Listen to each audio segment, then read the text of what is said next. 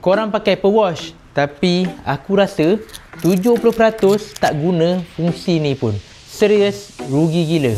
First, walkie-talkie. Kalau kau ada kawan atau partner yang pakai Apple Watch, kau boleh borak macam zaman sekolah pakai walkie-talkie tu tau. Kau tekan je, terus boleh borak. Korang dah pernah pakai ke belum? Ramai tak tahu wujudnya benda ni. Yang kedua, ping iPhone. Yang ni memang biasa aku akan pakai hari-hari sebab aku ni jenis pelupa. Contoh dia macam ni. Kau tekan control center, tekan ikon phone vibrate, iPhone kau akan bunyi. Tapi ramai yang tak tahu, kau boleh buat iPhone flashlight menyala sekali bila tekan lama. Umpama dapat cari phone dalam keadaan gelap tanpa stres. Yang ketiga, Rush to Speak series. Tak payah tekan apa-apa, angkat tangan macam ni, set timer 5 minutes. 5 minutes. Counting down. Bila kau tengah drive, memang function gila.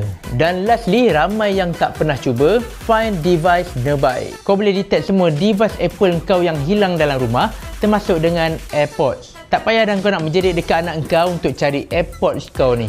Kalau kau ada hidden features lain yang kau rasa ramai lagi yang tak tahu, kau drop dekat komen, nanti aku akan buat video part 2. Dan korang jangan lupa follow aku.